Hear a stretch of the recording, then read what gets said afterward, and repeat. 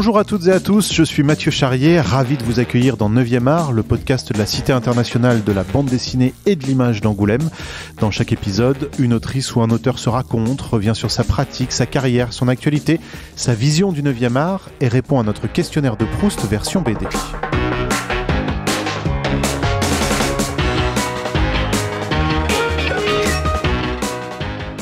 Je suis autrice de BD qui vient de la Corée du Sud et puis j'enseigne aussi la BD dans une école privée, voilà.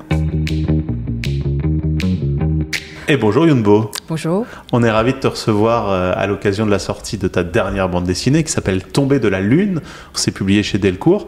Et aussi parce que 16e printemps, sorti il y a maintenant 3 ans, nous avait beaucoup marqué. On en parlera aussi évidemment. On dira quelques mots de Je ne suis pas d'ici. Et puis on est content de t'avoir avec nous parce que tu vis à Angoulême. Tu fais partie des autrices angoumoisines. Donc on aime bien vous recevoir les uns après les autres. Mais d'abord donc, Tomber de la Lune. Je vais tenter un résumé même si c'est avant tout une BD d'ambiance et que j'aimerais pas en dévoiler tous les rebondissements. Donc t'hésites pas à m'arrêter si je vais trop loin.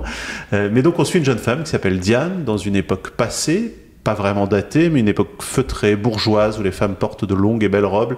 Les hommes, eux, sont souvent en costume. Diane vit dans une maison familiale avec son père, sa belle-mère et un chat qu'elle adore. Un jour, ce chat meurt. Diane est très affectée, d'autant qu'il lui avait été laissé par sa mère qui est morte lorsqu'elle était très jeune et dont elle n'a aucun souvenir et dont son père d'ailleurs refuse de lui parler. On comprendra pourquoi un petit peu plus tard. Diane a d'ailleurs retrouvé un petit pendentif dans le grenier avec une photo de sa maman.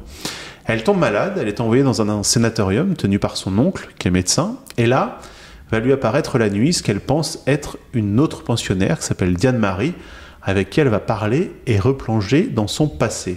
Ça te va comme résumé ? Très très bien, ouais. Je crois que pour écrire cette histoire, tu t'es inspiré du mythe sud-coréen qui s'appelle le mythe du pont arc-en-ciel. Est-ce que tu peux nous expliquer ? Ben, en Corée, oui, il y a une expression quand on voit les animaux morts, surtout les animaux de la compagnie, ils traversent le pont de l'arc-en-ciel et après ils restent là pour nous accueillir après. Comme la BD qui aborde le thème de deuil, la mort, la maladie, etc.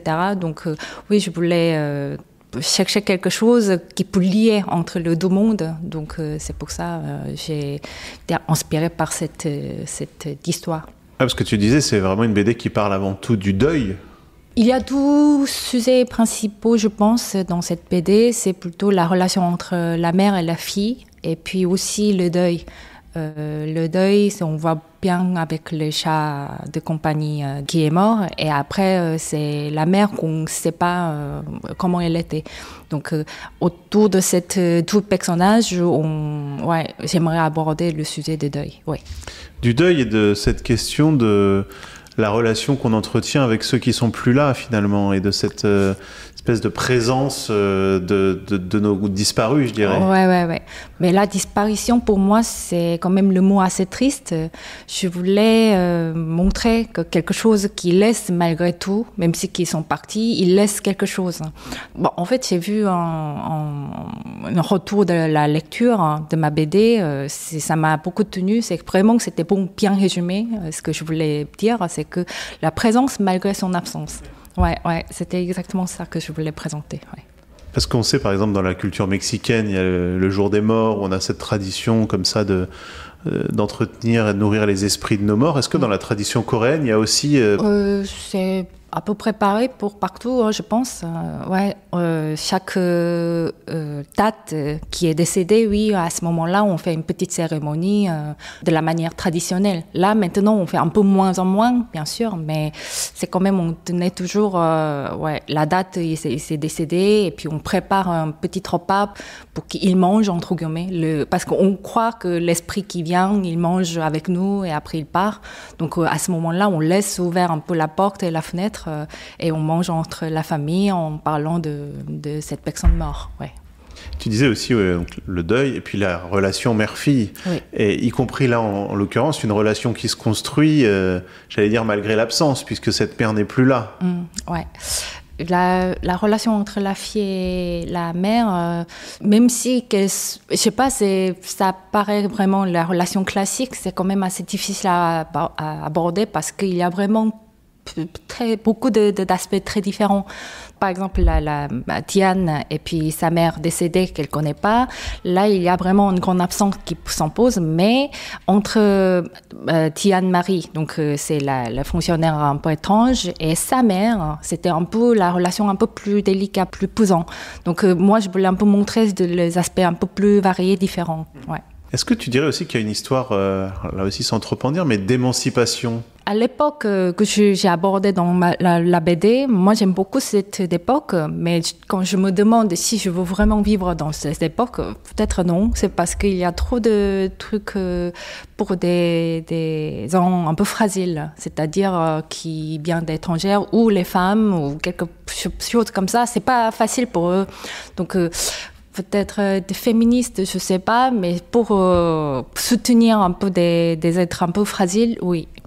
Et alors, il y a tout ce dont on vient de parler, et malgré ces sujets qui sont quand même des sujets assez lourds, tu arrives à en faire un livre, j'allais dire léger, ou en tout cas doux. Oui, parce qu'avec ces printemps, donc ma BD précédente, ce que j'ai compris, c'est que même il y a beaucoup de trucs très très pesants dans la réalité, mais il faut pas les traiter d'une manière trop réaliste, parce qu'il faut quand même aller un peu doucement. C'est ce que je voulais faire, et puis aussi mes graphismes qui convient quand même assez bien avec cette idée-là. Du coup, oui, j'ai gardé un peu cette douceur.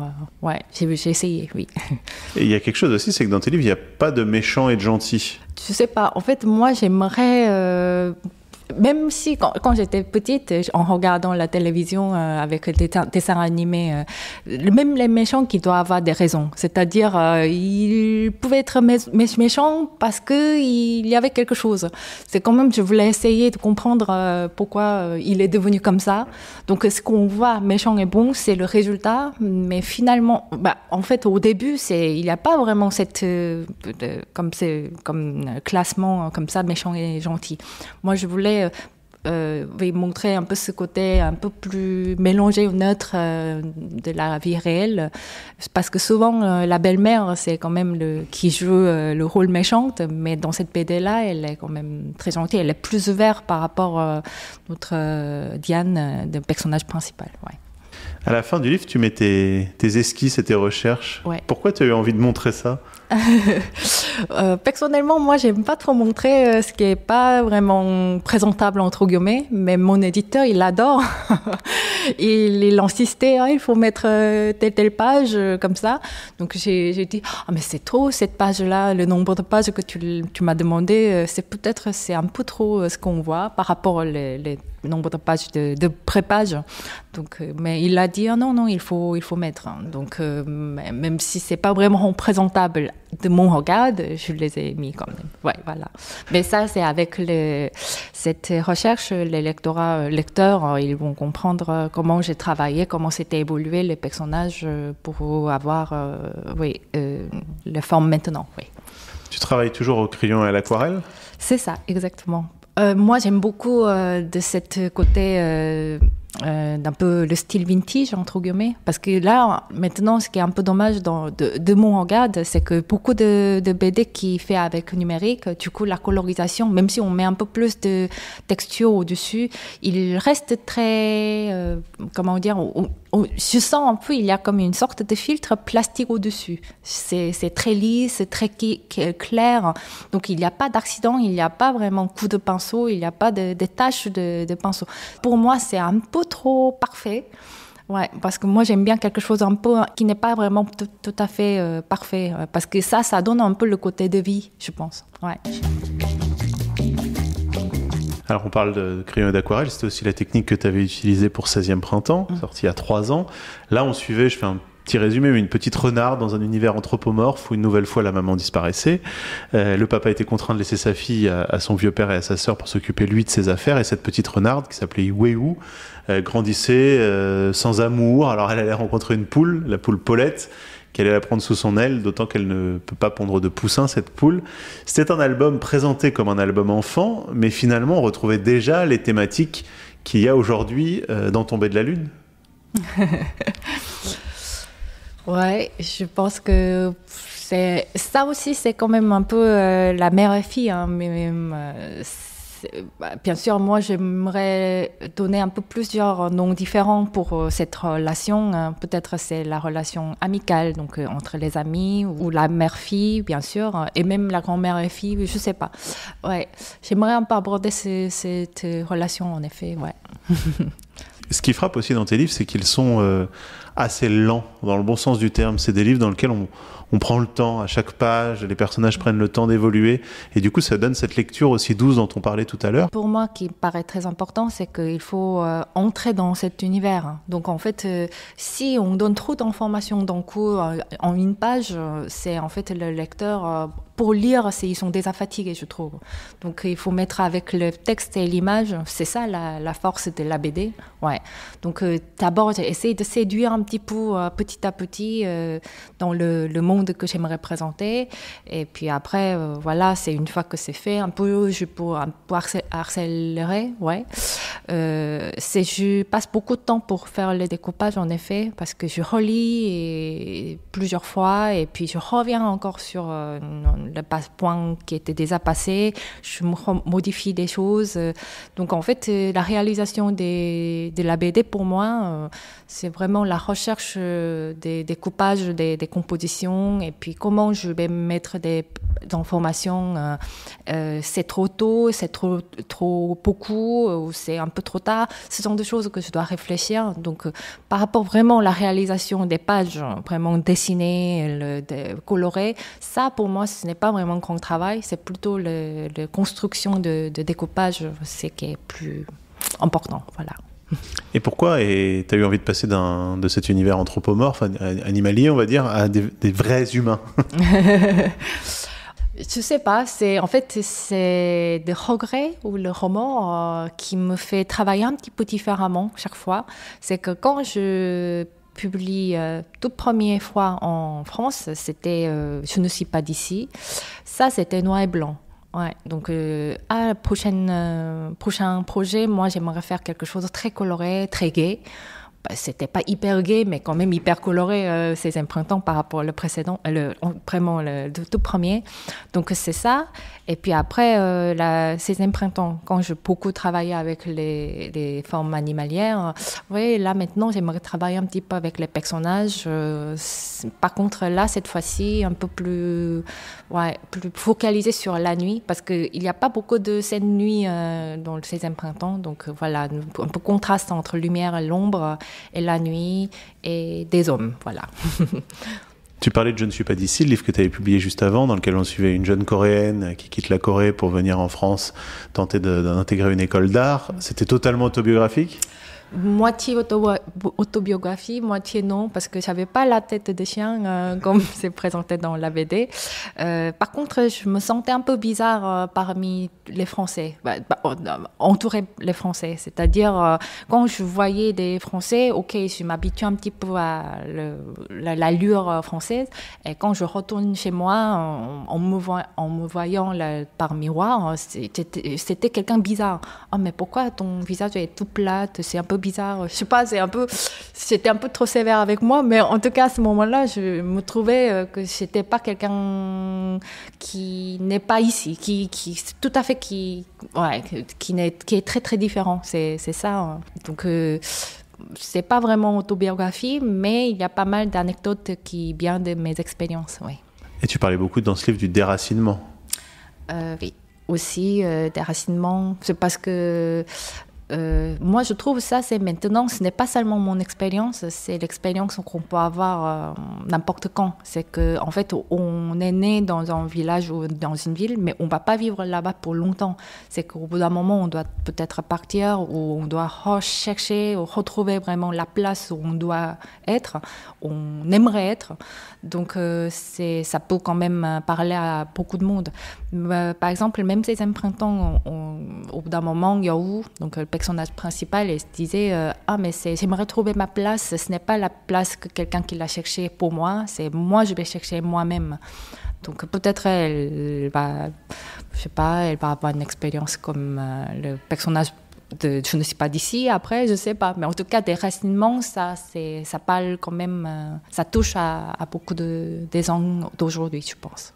Même Diane, presque dans Tomber de la Lune, finalement, elle cherche sa place aussi, sans cette mère, avec cette mère, avec sa belle-mère. C'est vrai. Mais après, la différence, c'est que la Diane, qu'elle est revenue à sa place initiale. Ouais. Et puis après, elle voit différemment. Là, maintenant, peut-être elle sera plus verte, elle pourra peut-être communiquer un peu plus couramment avec des autres gens de la famille. Parce qu'auparavant, même si elle était entourée par les autres, elle était un peu enfermée. Donc, elle a retrouvé sa place, mais elle voyait un peu différemment là maintenant. Pourquoi d'ailleurs tu as quitté la Corée pour venir en France?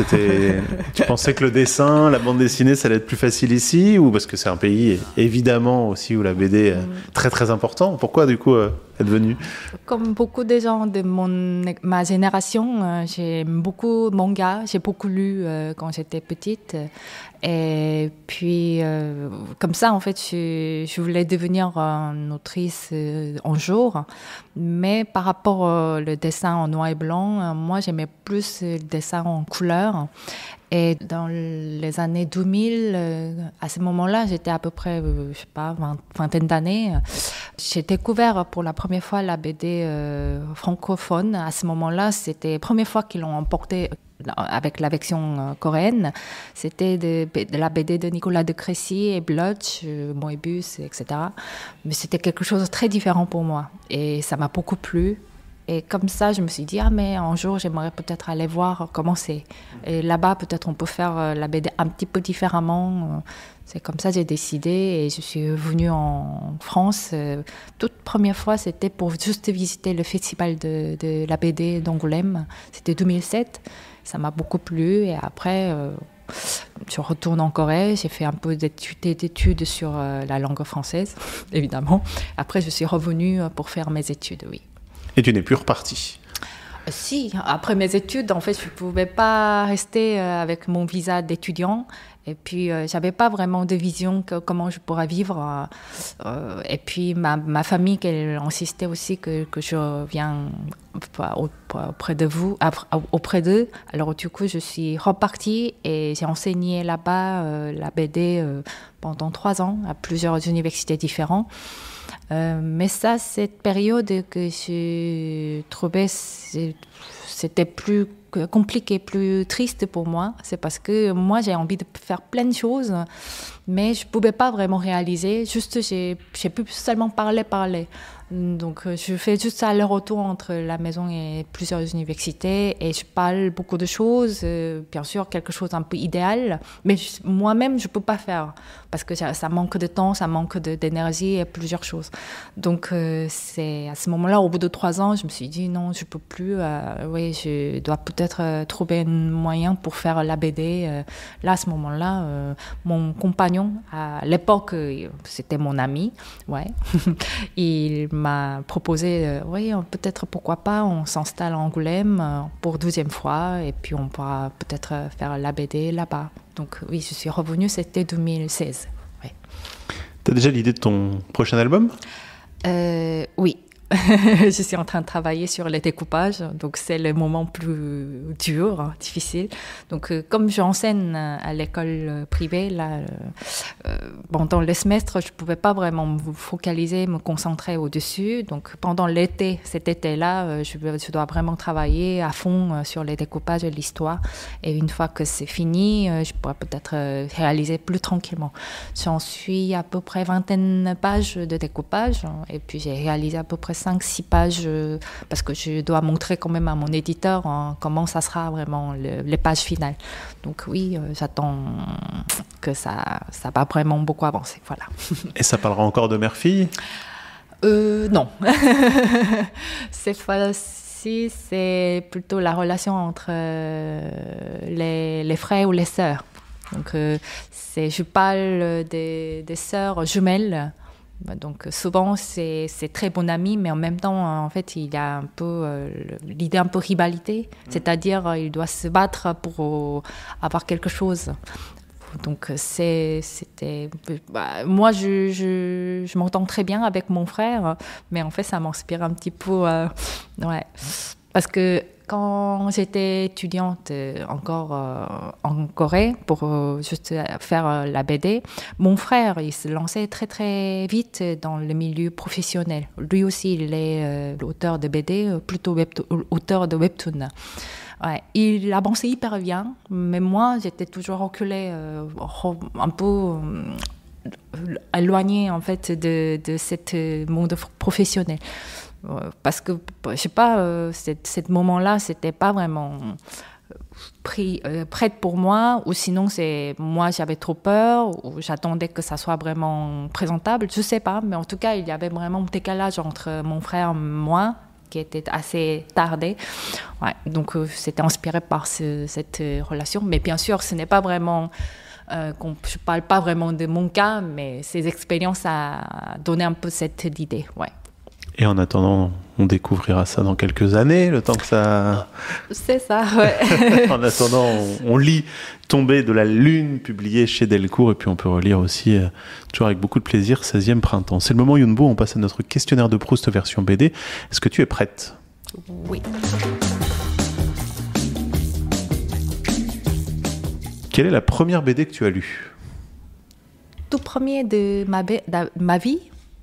Oh là là, je ne me rappelle pas du tout là. Je crois que ça sera une sorte de BD éducative, ouais. En fait, ces petits hommes en fait, les grands hommes qui est devenu tout petit, comme Alice au Père Merveilleux, et il entre dans le corps d'un humain et après on cherche tous les organes, ce genre de choses. Mais je me rappelle même pas c'était qui l'a fait ça et comment c'est le titre. C'est les BD dans les années 80, voilà. Quelle est selon toi la meilleure BD de tous les temps ? Meilleure BD. Peut-être, ça c'est très très bonne question que je me posais jamais la question. Peut-être oui, un jour je vais trouver la réponse, mais pour le moment je laisserai un peu à côté. Peut-être un jour, peut-être dans 10 ans ou 20 ans, je vous dirai que ça c'était quelle BD qui était meilleure. Waouh. Quelle est selon toi la plus belle couverture de bande dessinée ? Là, récemment, qui m'a rattrapé, c'était plutôt des BD de minuit passé. Ouais, avec le bel cadrage, on voit les silhouettes de l'homme. Autour de l'homme, il y a des belles objets de la maison bourgeoise. Ça reste dans ma tête un petit peu. Ton personnage de BD préféré ? J'aimais bien de Panthère, de Brecht Evans. Le panthère, quand qu'il parle, quand il bouge, ça me fait rigoler. Même si je lis pas vraiment tout à fait, juste en regardant l'image, ça me fait rigoler parce que c'est hyper vivant. En plus, il a l'air un peu trop, malin. Ouais. Donc ce personnage, c'est beaucoup resté dans ma tête. Tu dessines dans le calme ou en musique ? La musique plutôt classique, j'écoute parce que s'il y a les paroles, ça me gêne un petit peu. Ouais. Déjà, en tant que coréenne, pour parler des dialogues en français, c'est hyper compliqué. Et en plus, des fois, je parle en coréen et traduit en français, etc. Donc, il ne faut pas avoir les paroles ni en français ni en coréen. Donc, en cherchant un peu ce genre de musique, je tombe une musique un peu comme musique du fond ou musique classique. Ouais. Couleur ou noir et blanc ? Pour moi, c'est couleur, ouais. Bien sûr, noir et blanc aussi, c'est trop beau. Mais moi, personnellement, il doit y avoir plusieurs nuances entre noir et blanc. Ouais, c'est comme ça qu'il y aura plus de l'harmonie. C'est ce que je crois. Voilà. Et pour terminer, est-ce qu'il y a une autrice ou un auteur de bande dessinée que tu nous conseillerais et qu'on ne connaîtrait pas forcément ? Elle est déjà assez connue, je trouve. Ouais. Mais moi, si vous aimez bien un peu les genres un peu mélangés, c'est-à-dire ni manga, ni BD francophone, ni manhwa, BD coréenne, je vous conseille de voir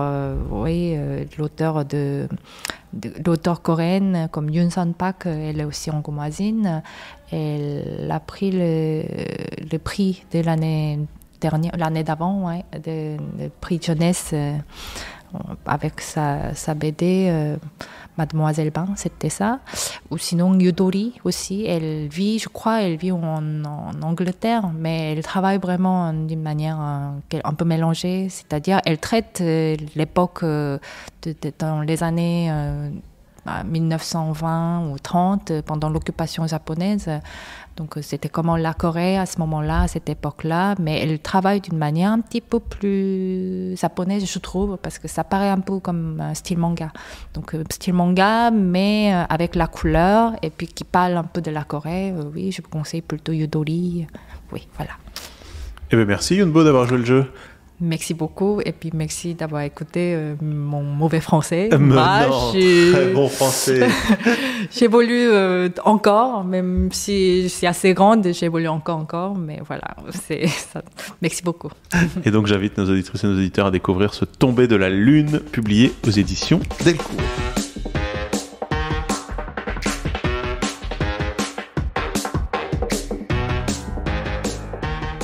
9e art est un podcast produit par la Cité internationale de la bande dessinée et de l'image d'Angoulême, réalisation Mathieu Charrier. N'hésitez pas à commenter ces épisodes, à les noter, à en parler autour de vous, c'est très important pour nous.